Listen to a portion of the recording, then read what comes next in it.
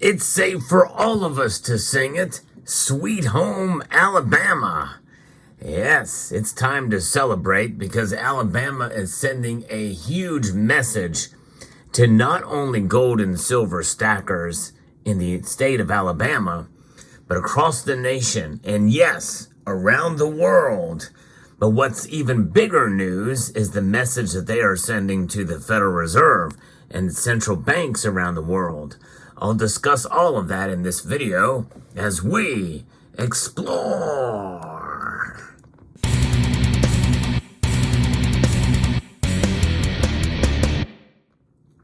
Folks, this is news that has just broken within the last few days about the sound money revolution that I refer to. It's the battle for the hearts and minds of stackers out there who recognize gold and silver as sound money. Why? Well, because it's been entrenched in our Constitution since 1787. And before that, the Bible. Gold and silver mentioned over 400 times, both separately and collectively. So it's a pretty amazing thing. I'm going to be reporting to you from the Sound Money Defense League, who is quite instrumental in a lot of these legislative activities. But Alabama Governor Kay Ivey has signed a bill that removes all income taxes on capital gains from the sale of gold and silver, enabling the state to take an important step forward in reinforcing sound money principles. And that is quite profound here, folks.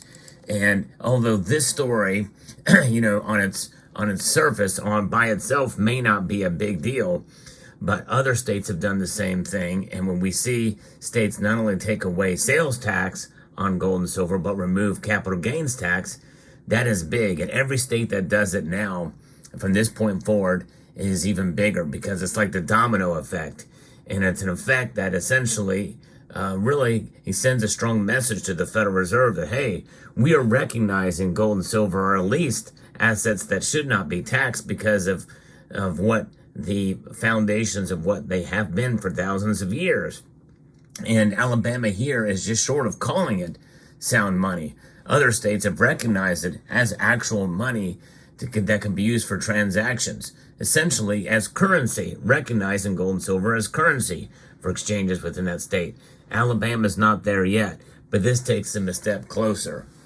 Alabama joins a growing number of states prioritizing the protection of citizens against the deleterious effects of inflation, and it is something that is detrimental to all of us because it causes currency debasement and in turn a mounting federal debt. That debt is insanely high right now, $34.8 trillion right now, and that's just by the official numbers.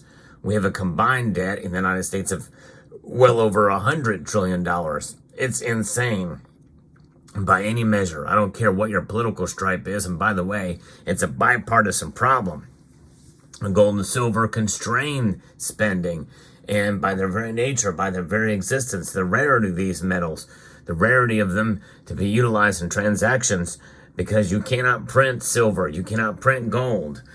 They come out of the ground about 8 to 1 out of the ground. And it's not easy to process or to pull up an ounce of gold or an ounce of silver.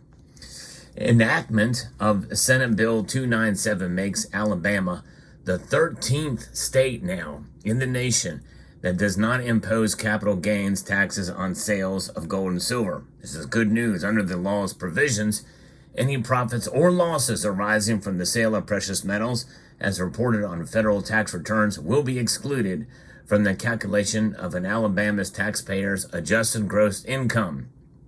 This measure effectively shields individuals from punitive taxation on transactions involving constitutional forms of currency.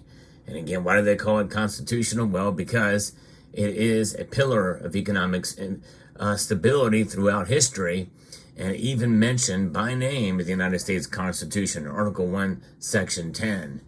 And it shields individuals from this taxation. Championed by Senator Tim Melson, with an M, and Representative Jamie Keel, and backed by the Sound Money Defense League and Money Metals Exchange, SB 297 received bipartisan backing in the Alabama legislature. That's right, both parties in the state legislature back this provision here. This is great news, in reflecting widespread recognition of the importance of sound money principles at a time of blistering inflation. You know, that's one of the benefits of inflation right now, because these bills have been taking off in these state legislatures. And hopefully they will stick around for a long time and maintain that presence, because this is a losing proposition, folks. It's devalued now at a rate of 3.4%, according to official numbers. Many people know it's much higher than that. But nonetheless, this thing has lost a lot of value just in the last 3 years. Not to mention, since the enaction of the Federal Reserve Act on December the 23rd, 1913, this thing has lost about 98 to even 99% of its value. But gold and silver have maintained their value throughout, with price fluctuations in between. And of course, you know, they are subject to commodity price movements. As commodities, they do, but as money, you know, essentially the value remains intact, especially if you hold it for a long enough time. And that's really what it's about, holding and utilization of, you know, the idea of providing it as the foundation for the value of our currency. That would be a gold or a bimetallic standard. So, presenting before the Senate Finance and Taxation Education Committee, Senator Melson emphasized the historic significance of gold and silver as constitutionally recognized forms of currency.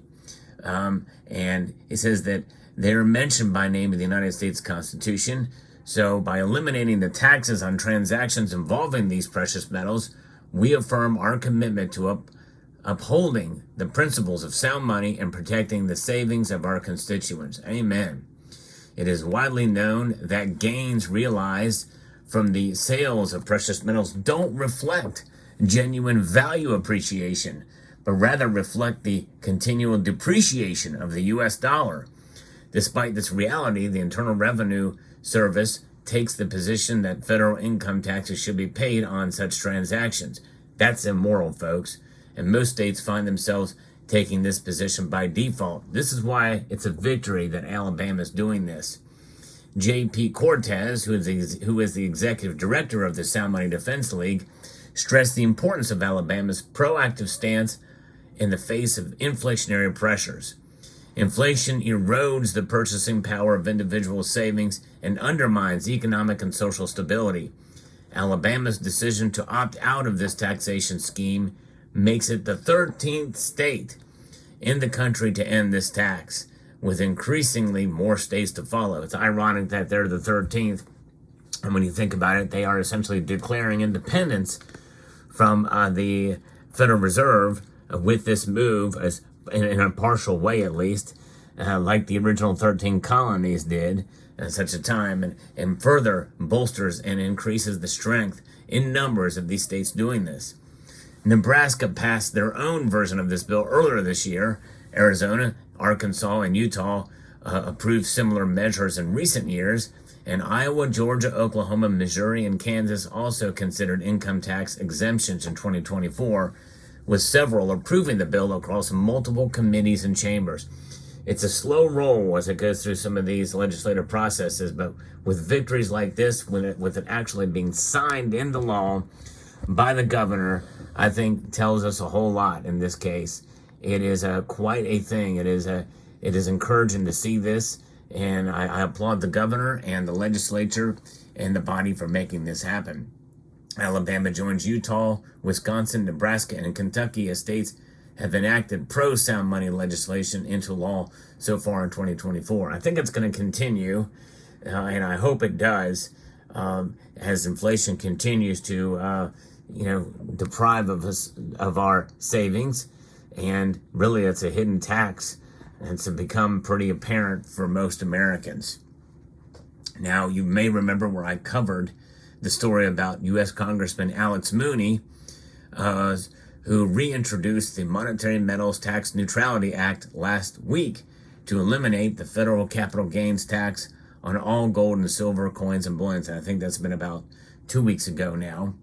And so this is good news.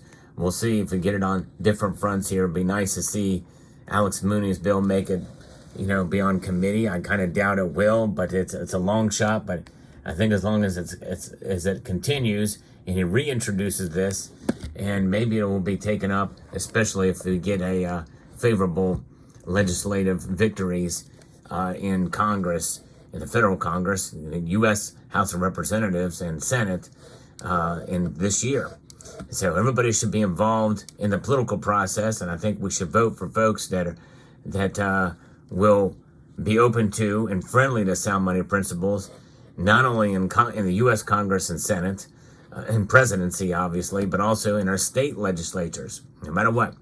This is a big move because these types of legislative actions, and now marked as law, are huge, especially as more states do it.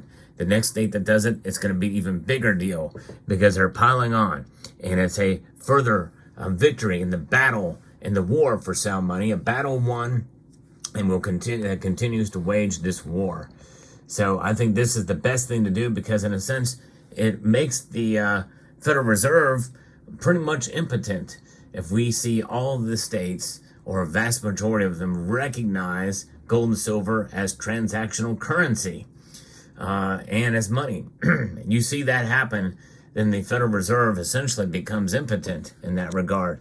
And you will see more things start to occur, like, maybe even states minting their own silver rounds or silver money recognized in their state to be able to use for transactions, or gold foil notes, much like the gold back that you've seen me showcase multiple times and talk about. This is what the gold back looks like.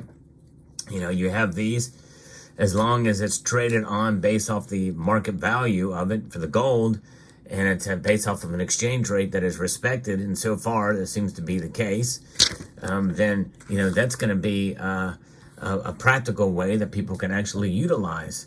So I think it's fascinating, and I'm going to continue to cover stories like this. It's what I do on this channel, just give you the latest news in the world of precious metals. If you find content like this helpful and enjoyable, I hope you will consider subscribing to the channel. Press that subscribe button down there somewhere, and hit that like button if you find value in the content I provide here. So with that, I would like to extend a multitude of gratitude to each and every one of you for taking the time to watch, and to encourage you to please rate, share, comment, and subscribe.